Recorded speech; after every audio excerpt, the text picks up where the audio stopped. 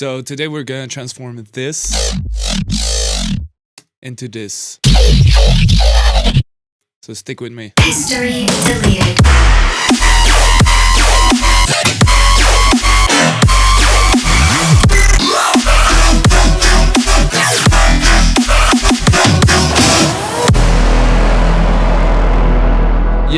Yo, what is going on? It's Draeden here, and I'm sorry I didn't post for a while. I was on a business trip, and then I took some vacation in Asia. I just needed a break from like the studio and the winter in Canada, so now I'm back at it, so let's jump into it.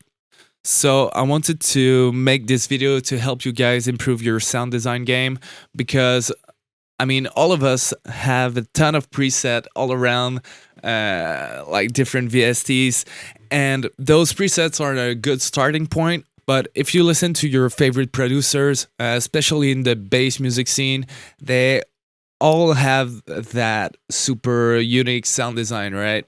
So a good way to achieve that is by using post-processing. So I have this patch right now, which is nothing crazy. It comes out from Serum, and you can see there's a bunch of automation, also some pitch modulation right here, and you know it's a pretty decent patch with some chorus, EQs, phaser, filters, and OTTs. So I'm pretty sure you guys have like a couple sound like this already, so I don't have to go through this one, but if you guys want me to go through this, I can make another video about that, but I'll try to keep it short.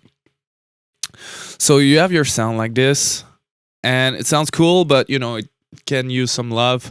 So usually what I do is that I'm gonna use like a fat rack just to make the sound a little bit thicker and louder. I'm not gonna go through the fat rack because I've been through it a couple times in my videos, but you can find it online if you check for a virtual riot, or also XLNT Sounds have a great video. I think this one is from them. Once you have your sound like this, you can or print it or do it directly in MIDI. I know a lot of people really likes to print the audio and play with it, but I'm always a bit cautious about that because then it's like just a pain in the ass to go back if you want to change something. So this is why I try to keep my MIDI channel as long as I can until like my computer starts to crash. So once you got that, I'm going to go through the rack I've made. So I'm just going to turn that on, turn that off, turn this one off. So this is what you have. So I split the signal into two to have the top, the bass, and the sub here. So I can process each one separately. Once you got that, I'm only gonna apply some effects on the top of the signal for now. So first thing I did is that I put another filter, and I put this one on bypass. You don't have to put it on bypass. You can choose any type of filter you want. Right here. I also link this filter right here to this macro. So if we put out the automation, and this automation is following the kind of the same automation that I draw in Serum. So it just makes more sense. As you can hear now, the sound is pretty dull. It's lacking some high frequencies, right? But we're gonna fix that later. So next I put a chorus just to add a little bit more space. Next I put a Serum FX. If you guys check out my other videos, you know I'm a big fan of putting like another Serum FX just because it's so cool because of the filters. So on this one I only put some hyper a little bit, and I also link the same macro here to this cutoff so you can see it's moving, and I choose the band reject, and I also link this width to this knob, to this macro, sorry. So by doing that, I have more control over the vowelness of the growl, and I can make more different sounds with the same audio source. So next, I put an OTT to bring back those highs and squash the sound. I put another filter. This one I put it on a high pass, but you can choose any type of filter you want. Again, this is to add vowelness to the sound. And then to really squash it and bring up those highs, I put 2 ODTs. Now you can see there's some glitches at the end, so I'm just gonna turn on this utility, which is simply a gate. Last but not least, I put a redux. And as you can hear, this adds some bit crushing effect to the sound. You could have add pretty much anything, like a erosion also could work.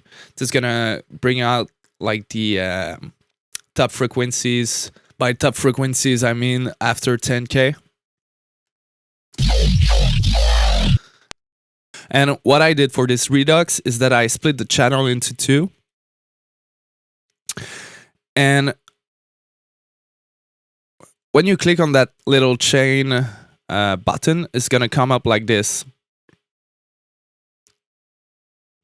So what you have to do is to increase those little things. And then once you put your mouse over here, you can split this bar like that. Once you got that, you can click on where it is, map, right here, and assign a macro. You click on that and you click here.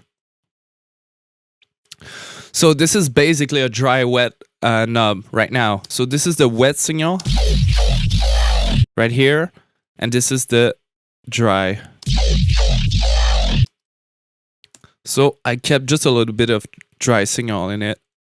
After that, what I did is that I put a saturator, because remember we have the top of the bass and the low signal coming in. So this is just to glue them together. So I have this saturator and I put it on 7. If you guys wondering why I put it on that number, is that I'm usually looking at those little bars right here. So I try to only saturate the signal a little bit.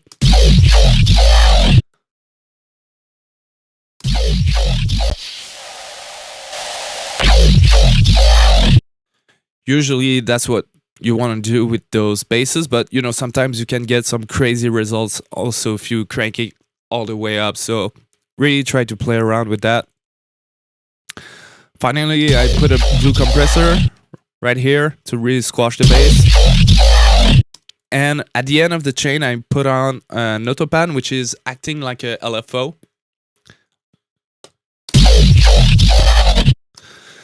And usually your autopan's gonna come up like this.